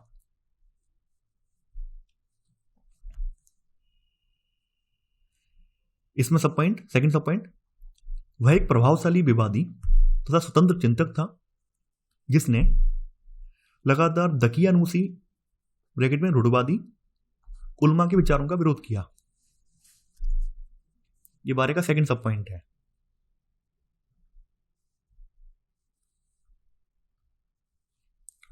अब देखिए, इसने जो अकबरनामा लिखी है, उसने जो उस पर जो काम किया है उसके बारे में बताया गया है। कब से लेकर कब तक इसने काम किया है। तो 1589 में इसने लिखना स्टार्ट किया है और लगातार 13 वर्षों तक इस पर काम चला है। और इन 13 वर्षों में इसमें कई बार इसके प्रारूप में सुधार भी किया गया है। तो ये बात यहां पर बताई गई है। इसमें आप 13वां पॉइंट आप लिखेंगे, 1589 में शुरू कर अबुल फजल ने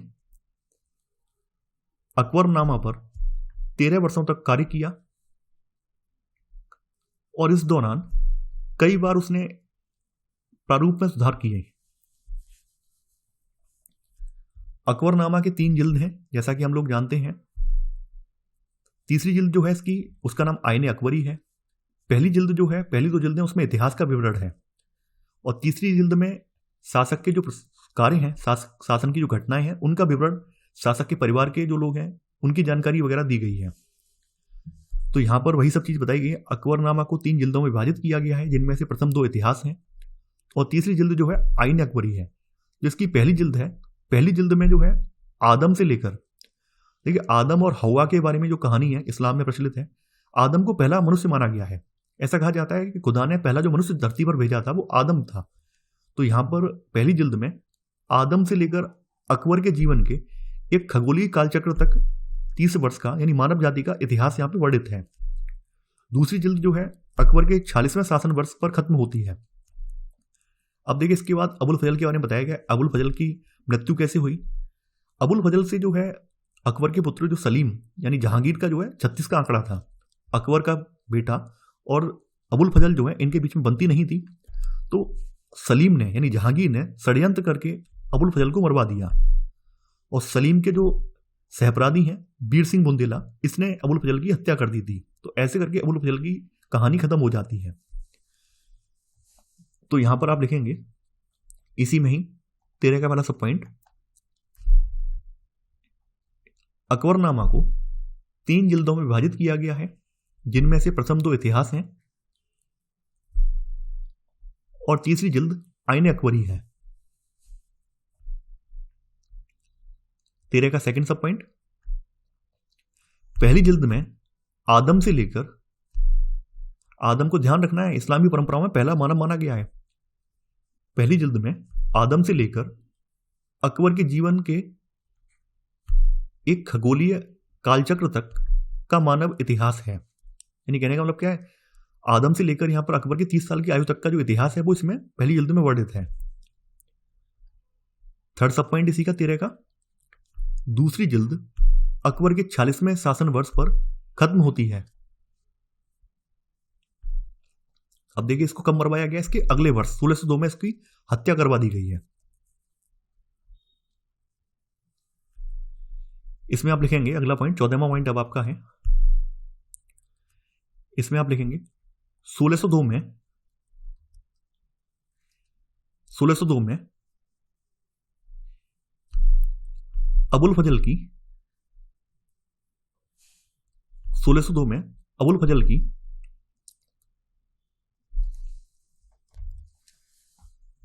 राजकुमार सलीम के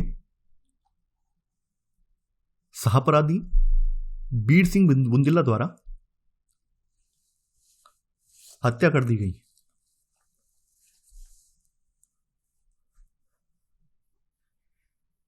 1602 में अबुल फजल की राजकुमार सलीम के सहपराधी बीर सिंह बुंदेला द्वारा उसकी हत्या कर दी गई। यह आपका 14वां पॉइंट है।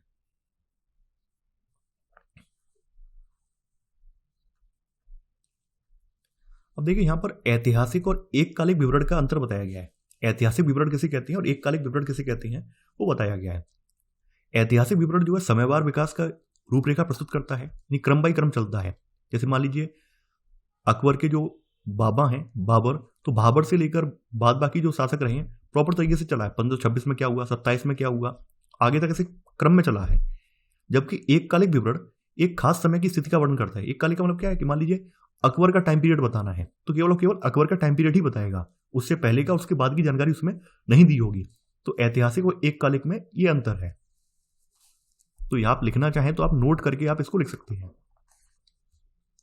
इसमें आप लिख लेना, ऐतिहासिक विवरण समयवार विकास की रूपरेखा प्रस्तुत करता है, जबकि एककालिक विवरण एक खास समय की स्थिति का वर्णन करता है।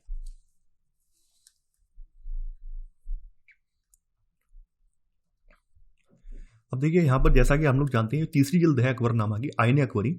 आईने अकबरी में इसके प्रशासन के बारे में यहां पर जानकारी दी गई है। तो आईने अकबरी में मुगल साम्राज्य को हिंदुओं, जैनों, बौद्धों और मुसलमानों की भिन्न भिन्न आबादी वाले तथा एक मिश्रित संस्कृति वाले साम्राज्य के रूप में प्रस्तुत किया गया है। ये बात यहां पर बताई गई है। तो यहां पर 15वां पॉइंट आप यहां पर लिख लेना, आईने अकबरी में मुगल साम्राज्य को हिंदुओं, जैनों, बौद्धों और मुसलमानों की भिन्न भिन्न आबादी वाले तथा एक मिश्रित संस्कृति वाले साम्राज्य के रूप में प्रस्तुत किया गया है। ये 15 का सब पॉइंट है।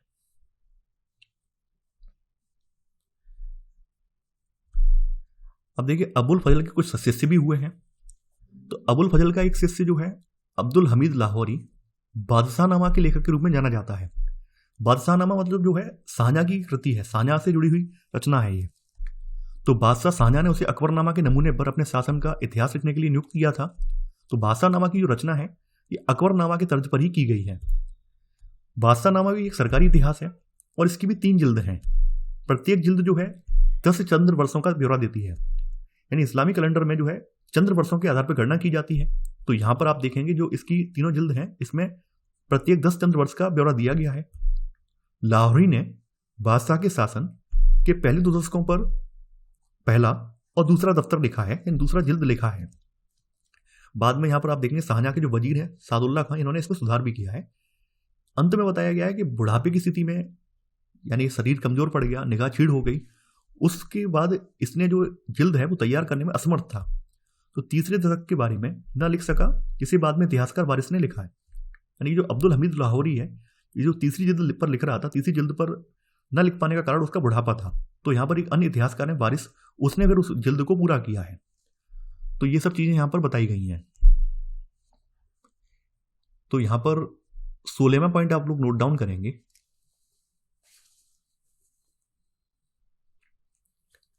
इसमें आप लिखेंगे बादशाह शाहजहां ने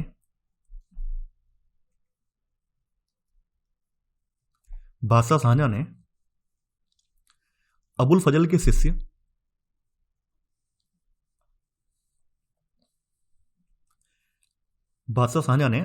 शिष्य अब्दुल हमीद लाहौरी को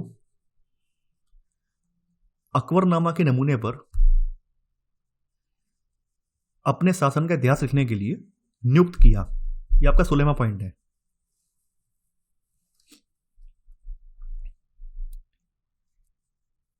इसी में पहला सब पॉइंट,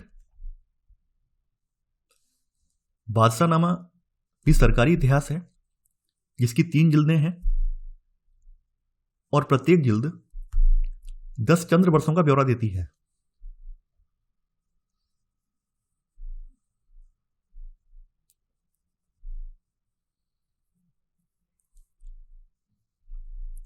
तो इतना आपका हो गया, 16 का पहला सब पॉइंट हो गया। अब देखिए यहां पर कुछ और विवरण दिया गया है, उस पर भी हम प्रकाश डालेंगे। जो बादशाहनामा है इसका सफर बताया गया है।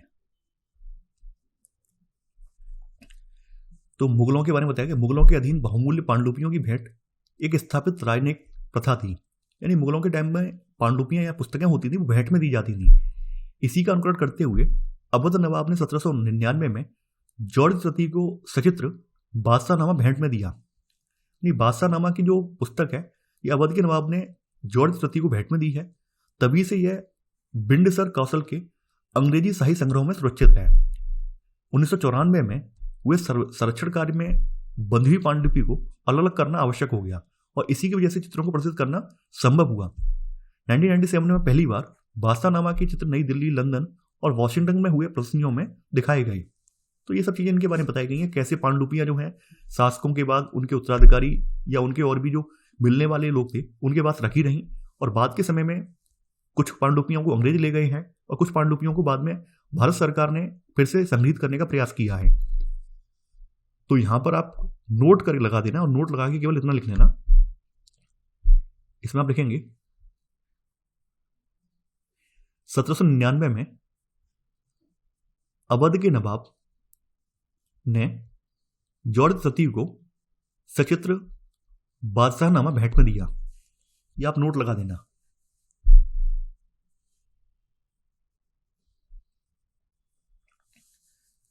कुछ जानकारी और भी दी गई है।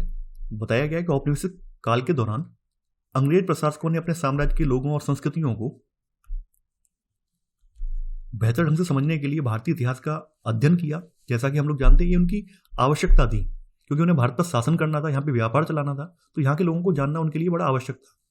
तो इसी क्रम में उन लोगों ने क्या है, भारत की जो प्राचीन पांडुलिपियां हैं, भारत का प्राचीन इतिहास है, मध्यकालीन शासकों का इतिहास है, उसको पढ़ना आरंभ किया है ताकि उनके शासन के जो नियम कानून है उनको समझा जा सके। उन्होंने भारत की जनता पर कैसे शासन किया है, कौन सी पद्धति अपनाई है, उसका अनुकरण अंग्रेज भी कर सकें और अपना शासन यहाँ पर प्रॉपर में चला सकें। तो ऐसे में उन्होंने क्या किया, एक सोसाइटी की स्थापना की है। 1784 में सर विलियम जोन्स द्वारा स्थापित एशियाटिक सोसाइटी ऑफ बंगाल ने कई पांडुलिपियों के प्रकाशन, संपादन, प्रकाशन और अनुवाद का जिम्मा अपने ऊपर लिया। अकबरनामा और बादशाहनामा के संपादित पाठांतर सबसे पहले एशियाटिक सोसाइटी द्वारा 19वीं शताब्दी में प्रकाशित किए गए। यानी कि जो इनके पाठांतर हैं, इनके पाठों के जो सारांश हैं, सबसे पहले कब प्रकाशित हुए हैं, 19वीं सदी में एशियाटिक सोसाइटी ऑफ बंगाल के द्वारा प्रकाशित किए गए हैं। 20वीं शताब्दी के आरंभ में हेनरी बेवरिज द्वारा अकबरनामा का अंग्रेजी में अनुवाद किया गया। लेकिन आप यहां पर देखेंगे कि हेनरी बेवरिज ने जो बादशाहनामा है, शाहजहां की जो इतिवृत्त है, इसका अनुवाद नहीं कर पाए हैं। इसके कुछ अंशों का ही अनुवाद ये लोग कर पाए हैं। ये बात भी यहां पर बताई गई है। 17वां पॉइंट आप लोग लिखेंगे यहां पर,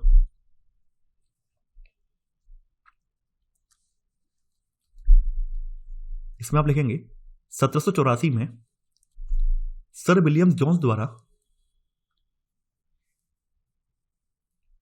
एशियाटिक सोसाइटी ऑफ बंगाल की स्थापना की गई। इसी में सब पॉइंट अकबरनामा और बादशाहनामा के संपादित पाठांतर सबसे पहले एशियाटिक सोसाइटी द्वारा 19वीं शताब्दी में प्रकाशित किए गए।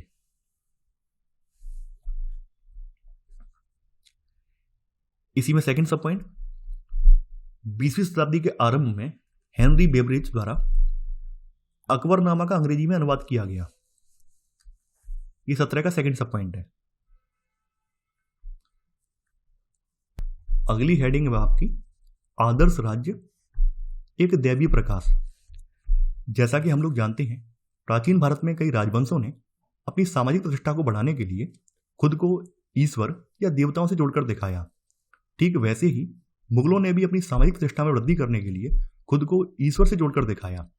ईश्वर से जोड़ने का एक रीजन ये होता है कि जब कोई शासक खुद को ईश्वर से जोड़ लेता है तो वो अपनी जनता से ये आशा करता है कि उसकी जनता या प्रजा उसका उसी प्रकार सम्मान करेगी जैसे वह ईश्वर का या देवता का करती है। तो मुगलों ने इसके लिए अपने दरबारी इतिहासकारों का सहारा लिया। तो मुगलों के दरबारी इतिहासकारों ने कई साक्ष्यों का हवाला देते हुए यह दिखाया कि मुगल राजाओं को सीधे ईश्वर से शक्ति मिली थी। उनके द्वारा वर्णित दंत कथाओं में से एक मंगोल रानी अलानकुआ की कहानी है, जो अपने शिविर में आराम करते समय सूर्य की एक किरण के द्वारा गर्भवती हुई थी। उसके द्वारा जन्म लेने वाली संतान पर इस दैवीय प्रकाश का प्रभाव था और इस प्रकार पीढ़ी दर पीढ़ी यह प्रकाश हस्तांतरित होता रहा। कहने का मतलब यह है कि अपने मातृपक्ष से मुगल जो हैं चंगेज खान के वंशज हैं, यानी इनकी माता जो है मंगोल वंश से बिलोंग करती थी। तो अलानकुआ को अगर इनकी माता मान लें तो ये वही स्त्री हैं जिनके गर्भ में सूर्य की किरण गई थी और इनके गर्भ से बाबर का जन्म हुआ। बाबर से जो संतानें उत्पन्न हुई तो उन संतानों में भी बाद में प्रकाश हस्तांतरित हुआ। ऐसा ये कहानी बताती है, एक दंत कथा ये बताती है। ईश्वर से निसृत प्रकाश को ग्रहण करने वाली चीजों के पदानुक्रम में मुगल राजत्व को अबुल फजल ने सबसे ऊंचे स्थान पर रखा। यानी जनता जो कुछ भी प्राप्त कर रही है ईश्वर से, उसमें सबसे ऊपर कौन है भाई? पूरा मुगल साम्राज्य है। मुगल साम्राज्य में सबसे ऊपर व्यक्ति कौन होता है? मुगल बादशाह होता है। और ईश्वर से जो भी चीज आएगी वो सबसे पहले किसके पास आएगी? मुगल बादशाह के पास आएगी। ऐसा मत जो है अबुल फजल ने रखा है। इस विषय में वह प्रसिद्ध ईरानी सूफी शिहाबुद्दीन सोहरावर्दी के विचारों से प्रभावित था, जिसके अनुसार एक पदानुक्रम के तहत यह दैवीय प्रकाश राजा में संप्रेषित होता था, जिसके बाद राजा अपनी प्रजा के लिए आध्यात्मिक मार्गदर्शन का स्रोत बन जाता था। यानी कहने का मतलब क्या है कि दैवीय प्रकाश जो सबसे पहले राजा में आता है और राजा से फिर बाद बाकी जनता में आध्यात्म के रूप में पहुंचता है। तो ये बातें यहाँ पे बताई गई हैं। अब देखिए, प्रकाश के विचार का जो कॉन्सेप्ट है ये कहाँ से लिया गया? ये मूलतः प्लेटो की रिपब्लिक थ्योरी है, उससे कॉन्सेप्ट लिया गया है। तो सोहरावर्दी दर्शन के मूल में प्लेटो की रिपब्लिक है, जहाँ ईश्वर को सूर्य के प्रतीक द्वारा निरूपित किया गया है। सोहरावर्दी की रचनाओं को इस्लामी दुनिया में व्यापक रूप से पढ़ा जाता था। शेख मुबारक ने इसका अध्ययन किया और बाद में इनके पुत्रों फैजी और अबुल फजल को इस विचार के बारे में बताया। यानी जो प्रकाश का कॉन्सेप्ट था, प्रकाश के विचार का संश्लेषण वाला कॉन्सेप्ट था, ये अबुल फजल को अपने पिता शेख मुबारक के जरिए मिला था। तो ये सब चीजें यहाँ पे बताई गई हैं। तो यहाँ पर अब आप लोग क्या करेंगे? अब आप लोग 18वां पॉइंट या जो भी पॉइंट अब आ रहा है वो आप नोट डाउन करेंगे। 18वां पॉइंट आ रहा है, इसमें आप लिखेंगे दरबारी इतिहासकारों ने कई साक्ष्यों का हवाला देते हुए यह दिखाया कि मुगल राजाओं को सीधे ईश्वर से शक्ति मिली थी। कि यहां से लेकर यहां तक आपको नोट डाउन करना है।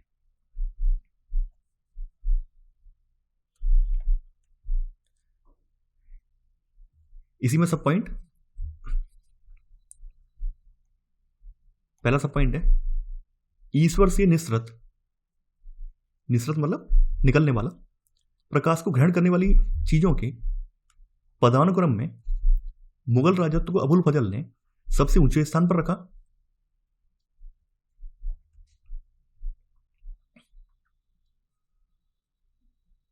इस विषय में वह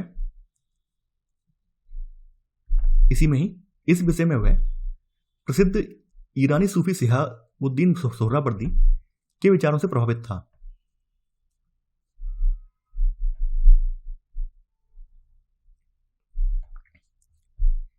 इसी में सब पॉइंट सूफी शिहाबुद्दीन सोहरावर्दी के अनुसार एक पदानुक्रम के तहत एक पदानुक्रम के तहत देवी प्रकाश राजा में संप्रेषित होता था, जिसके बाद राजा से अपनी प्रजा में। ये आपका 18 का सेकंड सब पॉइंट है, जो कि आपने नोट डाउन कर लिया है।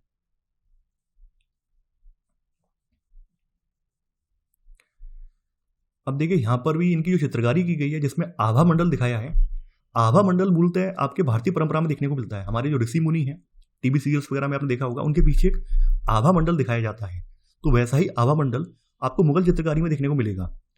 तो अबुल हसल द्वारा बनाए हुए इस चित्र में जहांगीर को देदीप्यमान यानी कपड़ों और आभूषणों में और अपने पिता अकबर के चित्र को हाथ में लिए दिखाया गया है।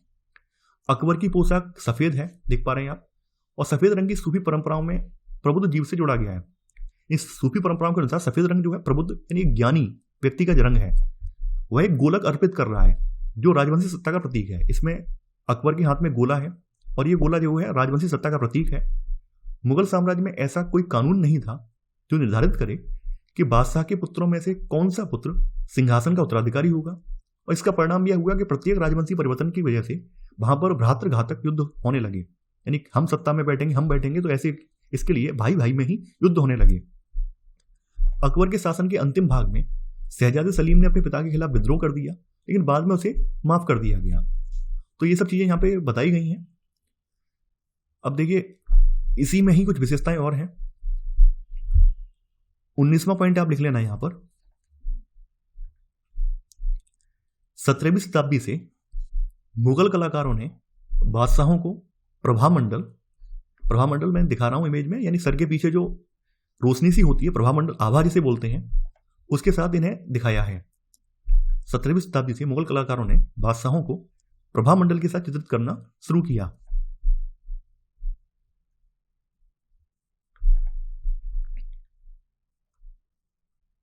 ये आपने 19वां पॉइंट लिख लिया होगा।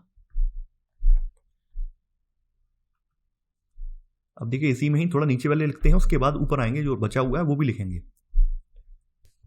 आदर्श राज्य के अंदर आपकी एक सब हेडिंग पड़ेगी, सुलह ए कुल, एकीकरण का एक स्रोत। जैसा कि हम सभी लोग जानते हैं, धार्मिक विचारों के मामले में अकबर कट्टर न होकर सहिष्णु प्रकृति का था, और उसने सभी धर्मों के विचारों को मान्यता भी दी थी, सभी धर्मों का सम्मान भी करता था। उसकी नज़र में जो है सभी धर्म समान थे। तो अकबर ने सुलह कुल की एक नीति चलाई, और इसकी कोशिश ये थी कि सभी धर्मों के लोग एक साथ मिलकर इसमें आ सकें और प्रेम भाव से रह सकें। तो यहाँ बताया गया कि मुगल इतिवृत्त साम्राज्य को हिंदुओं, जैनों, जरतुस्तियों और मुसलमानों जैसे अनेक अनेक भिन्न नृजातीय और धार्मिक समुदायों को समाविष्ट किए हुए साम्राज्य के रूप में प्रस्तुत करते हैं। सभी तरह की शांति और स्थायित्व के स्रोत के रूप में बादशाह सभी धार्मिक और नृजातीय समूहों से ऊपर होता था, इनके बीच मध्यस्थता करता था, और यह सुनिश्चित करता था कि न्याय और शांति बनी रहे। तो यहाँ सुलह कुल के बारे में बताया गया है कि सुलह ए कुल में यूं तो सभी धर्मों और मतों की अव्यक्त की स्वतंत्रता थी, किंतु इसकी एक शर्त यह थी कि वे राज्य सत्ता को क्षति नहीं पहुंचाएंगे, आपस में झगड़ा नहीं करेंगे। ये इसकी शर्त थी। सुलह कुल में किसी भी धर्मगुरु को जाने की शर्त रखी गई थी कि वो आपस में झगड़ा नहीं करेंगे और राज्य को क्षति नहीं पहुंचाएंगे। सुलह कुल का आदर्श राजनीतियों के जरिए लागू किया गया। इसके बारे में ये सब चीजें बताई गई। अब देखिए यहाँ एक शब्द आया, नृजातीय समूह। नृजातीय समूह से आशय है कि लोगों का एक ऐसा समूह जिसकी कुछ अपनी सांस्कृतिक रीति रिवाजें हों, जिसके कुछ अपने विचार हों, और ऐसे करके जो समूह बनेगा उसको नृजातीय समूह बोलेंगे। जैसे हिंदू एक नृजातीय समूह है, क्योंकि हिंदुओं की अपनी परंपराएं हैं, कुछ रीति रिवाज हैं, कुछ सांस्कृतिक विचार भी हैं, तो पूरा एक नृजातीय समूह तैयार हो जाएगा। ऐसी जनजातियां हैं, जनजातियां अपने आप में नृजातीय समूह है। जनजातियों के जो सदस्य हैं, जिनकी विशिष्ट परंपराएं हैं, विशिष्ट क्रियाकलाप में गतिविधियां हैं, तो पूरा आपका पूरा मिलकर वो एक नृजातीय समूह बन जाते हैं। तो यहां पर इससे आशय उससे है। तो यहां पर अब हम लोग 19वां पॉइंट नोट डाउन करेंगे। 19वें पॉइंट में आप लिखेंगे, सुलह कुल में यूं तो सभी धर्मों और मतों को अव्यक्त की स्वतंत्रता थी, किंतु उसकी एक शर्त थी कि वे राज्य सत्ता को क्षति नहीं पहुंचाएंगे अथवा आपस में नहीं लड़ेंगे।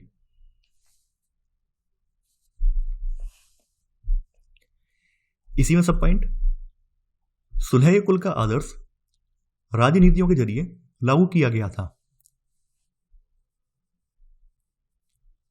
ये 19 का सब पॉइंट है। अब जैसे इनके अभिजात वर्ग की बात करें तो देखिए, जैसा कि आप लोग जानते हैं, मुगलों ने सभी धर्म के लोगों को अपने प्रशासनिक कार्यों में रखा। तो मुगलों के अधीन अभिजात वर्ग में ये मिश्रित किस्म का था। इसमें ईरानी, तुरानी, अफगानी, राजपूत, दक्खनी सभी शामिल थे और इन सबको पद और पुरस्कार पूरी तरह से राजा के प्रति उनकी सेवा और वफादारी को देखते हुए दिए गए थे। ये बात भी यहाँ पे बोली गई है। इसके अलावा अकबर ने 1563 में तीर्थ यात्रा कर समाप्त कर दिया और जजिया को भी समाप्त कर दिया। 1564 में जजिया को समाप्त कर दिया क्योंकि यह दोनों कर धार्मिक पक्षपात पर आधारित थे।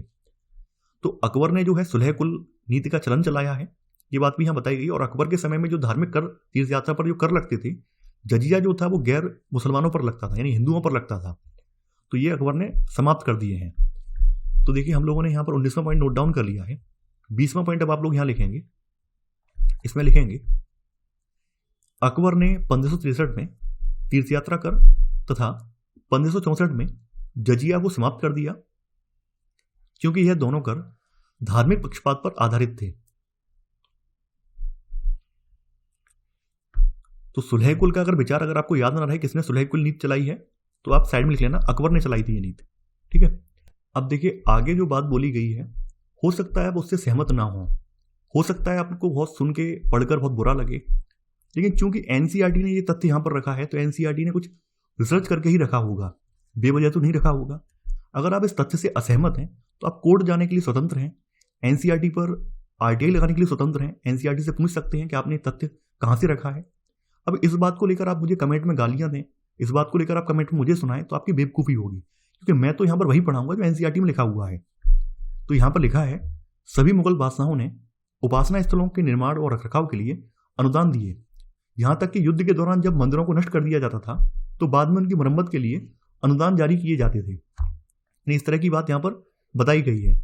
ऐसा हमें शाहजहां और औरंगजेब के शासन में पता चलता है। यानी ये जो अनुदान देने की बात बोली गई है कि युद्ध के दौरान जब मंदिर टूट जाते थे तो उन्हें बाद में मरम्मत करवाने के लिए अनुदान दिए जाते थे। तो शाहजहां और औरंगजेब के शासन में कुछ ऐसे अभिलेख मिले हैं जिनमें इस बात की जिक्र किया गया है। हालांकि औरंगजेब के शासनकाल में गैर मुसलमान प्रजा पर जजिया फिर से लगा दिया गया, यह भी एक सच है। अब देखिए, कुछ लोगों के पेट में यहाँ पर खलबली मच गई होगी कि ये बात कैसे बोल दी गई, क्यों बोली गई। तो देखिए, इस बात को लेकर पहली बात तो आप ये समझ लीजिए, आप अगर ये पहली बार किताब पढ़ रहे हैं तो आप पहली बार पढ़ रहे हैं। ये किताब आज से 15 साल पहले से चल रही है। 15 साल में आपसे पहले भी कुछ ऐसे विद्वानों ने ये तथ्य देखा होगा, उनके मन में भी गुस्सा आया होगा, हो सकता है उन्होंने कार्रवाई भी की हो, लेकिन चूंकि उन्हें जब आंसर मिल गया होगा तो वो लोग इसे हटवा नहीं पाए हैं। तो यहां पर भी वही चीज है, आपका बेवजह गर्म होना, बेवजह नाराजगी करना व्यर्थ है। क्योंकि एनसीईआरटी एक ऐसी संस्था है जिसमें हर वर्ग से लोग जाते हैं, कोई एक वर्ग के लोग नहीं है। वहां पे वामपंथी भी हैं, दक्षिणपंथी भी हैं, कुछ न्यूट्रल लोग भी हैं, हर वर्ग के लोग हैं। तो यहाँ पर जो तथ्य रखे गए हैं उन सब पर रिसर्च करके उन्हें रखा गया है, किसी ने अपनी मर्जी से नहीं रख दिया है, ये आपको ध्यान देना होगा। तो यहाँ पर हम लोग जो चीजें नोट डाउन कर रहे हैं उन्हें थोड़ा नोट डाउन करेंगे। देखिए, हमने 20वां पॉइंट लिख लिया है। अब 20वें पॉइंट में ही सब पॉइंट आप लिखेंगे। हालांकि औरंगजेब के शासनकाल में गैर मुसलमान प्रजा पर जजिया फिर से लगा दिया गया।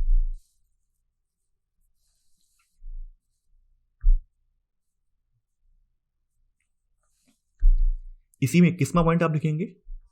इसमें आप लिखेंगे,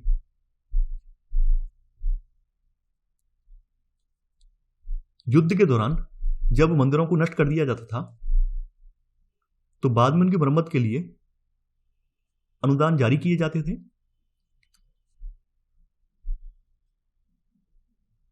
ऐसा हमें शाहजहां और औरंगजेब के शासन में पता चलता है। फिर से रिपीट कर रहा हूं, युद्ध के दौरान जब मंदिरों को नष्ट कर दिया जाता था तो बाद में उनकी मरम्मत के लिए अनुदान जारी किए जाते थे। ऐसा हमें शाहजहां और औरंगजेब के शासन में पता चलता है। तो ये आपका 21वां पॉइंट हो गया। अब देखिए, सामाजिक आंदोलन के रूप में न्यायपूर्ण प्रभुसत्ता। तो अबुल फजल ने प्रभुसत्ता को एक सामाजिक अनुबंध के रूप में परिभाषित किया है।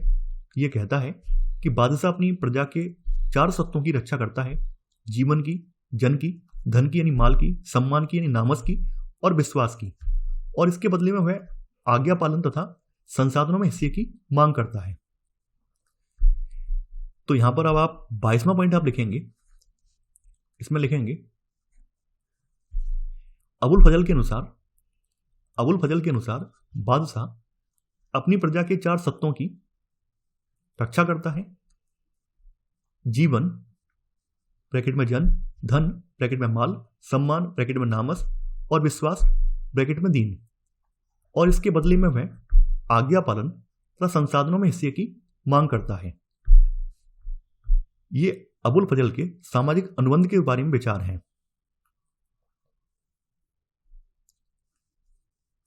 अब देखिए न्याय की जंजीर वाला कॉन्सेप्ट जो है यहां पर आप देख पा रहे हैं इमेज में, यहां पर जहांगीर को दिखाया गया है और ये आसमान में जो फरिश्ते या देवदूत दिखाए गए हैं ये न्याय की जंजीर को लाते हुए दिखाए गए हैं। तो यहां पर आप देखेंगे अबुल हसन की एक चित्रकारी है, उसमें न्याय की जंजीर यहां पर दिखाई गई है। तो आप बताया गया है कला और साहित्य में मानवीकरण के इस ढंग को रूपक कथा कहा जाता है। न्याय की जंजीर को स्वर्ग से उतरते हुए दिखाया गया है, यानी यहां पर आपको न्याय की जंजीर को स्वर्ग से उतरते हुए दिखाया गया है।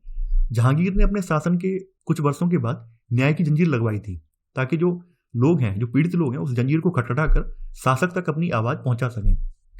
तो जहांगीर ने अपने संस्मरणों में न्याय की जंजीर को इस प्रकार वर्णित किया है, राज्यारोहण के बाद मैंने जो पहले आदेश दिया वह न्याय की जंजीर को लगाने का था। उत्पीड़ित व्यक्ति इस जंजीर के पास आ सके और इसे हिला सके और उसकी ओर ध्यान आकर्षित हो सके। कई बार क्या होता है कि राजकीय जो भी सैनिक वगैरह होते हैं, राजकीय जो अधिकारी होते हैं, वो किसी भी पीड़ित की आवाज शासक तक नहीं पहुंचने देते हैं। तो उसके लिए एक माध्यम बनाया गया कि जो पीड़ित व्यक्ति है, जो अपनी बात जो है शासक तक पहुंचाना चाह रहा है या उस पर ध्यान आकर्षित करवाना चाह रहा है, तो उसके लिए वो इस न्याय की जंजीर को बजाएगा। तो इस जंजीर को शुद्ध सोने से बनाया गया था और यह 30 गज लंबी थी। इसमें 60 घंटियां लगी हुई थी, यानी जब भी कोई इसे बजाएगा, पीड़ित व्यक्ति से बजाएगा, इसका मतलब ये होगा कि वो गंभीर पीड़ा में है। तो ऐसे करके जहांगीर की जो न्याय की जंजीर है, ये वाला भी कॉन्सेप्ट आपको लिखना पड़ेगा। तो यहां पर आपने शायद 21वां पॉइंट लिखा है, सॉरी 22वां पॉइंट लिखा है, 23वां पॉइंट आप लिखेंगे।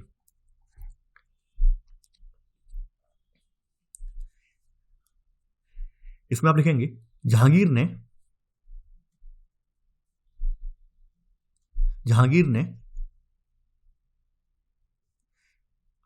अपने राज्यारोहण के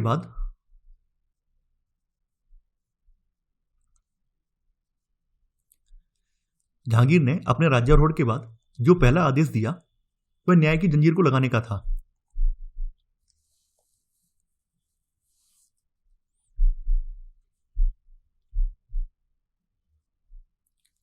इसे लगाने का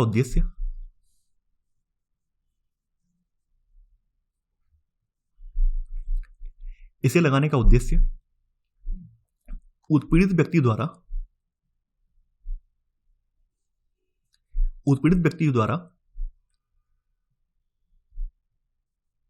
इसे हिलाकर उसकी ओर ध्यान आकर्षित करना था। यह आपका 23 का सब पॉइंट है। अब देखिए यहां पे कुछ और चित्रकारियां हैं, जैसे आप देख पा रहे हैं शेर के बगल में ही बकरी बैठी हुई है, तो इसके बारे में यहां पे लिखा हुआ है।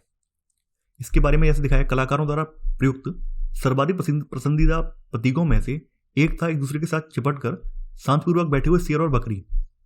तो इसका उद्देश्य क्या था? इसका उद्देश्य था राज्य को एक ऐसे चित्र के रूप में दिखाना है जहां दुर्बल और सबल व्यक्ति परस्पर सद्भाव से रह सकते थे। तो इस वजह से ऐसी चित्रकारी यहां पर की गई है। अब देखिए ऊपर जो छूट गया है हमारा, पहले हम वो लिखेंगे।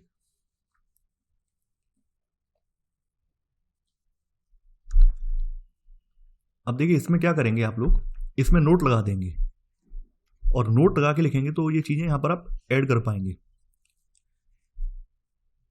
लिखेंगे आप, मुगल साम्राज्य में ऐसा कोई कानून नहीं था जो निर्धारित करे कि बादशाह के पुत्रों में से कौन सा पुत्र सिंहासन का उत्तराधिकारी होगा। इसी में सब पॉइंट, इसका परिणाम यह हुआ कि प्रत्येक राजवंशीय परिवर्तन का निर्णय भ्रातृघातक युद्ध से होने लगा। भ्रातृघातक युद्ध से होने लगा। यह आपका नोट और नोट का सब पॉइंट है। तो इसी के साथ आपका पार्ट 1 यहां पे समाप्त हो जाता है और हम कोशिश ये कर रहे हैं कि आपके दिसंबर के एंड तक आपकी जो तीनों किताबें हैं क्लास 12 की हिस्ट्री की, वो समाप्त हो जाएं। तो आशा करता हूं कि आप लोग प्रॉपर तरीके से नोट्स बना रहे होंगे। देखिए केवल और केवल पढ़ने से ही काम नहीं चलेगा, आपको नोट्स बनाने पड़ेंगे। नोट्स आपकी मजबूरी है। क्योंकि बिना नोट्स बनाए आप एग्जाम में नहीं कर पाएंगे, एग्जाम के लिए तैयारी नहीं होगी आपकी। तो आशा करता हूँ आपको ये लेक्चर पसंद आया होगा। तो चलिए आज के लिए उतना ही। Thanks for watching. जय हिंद।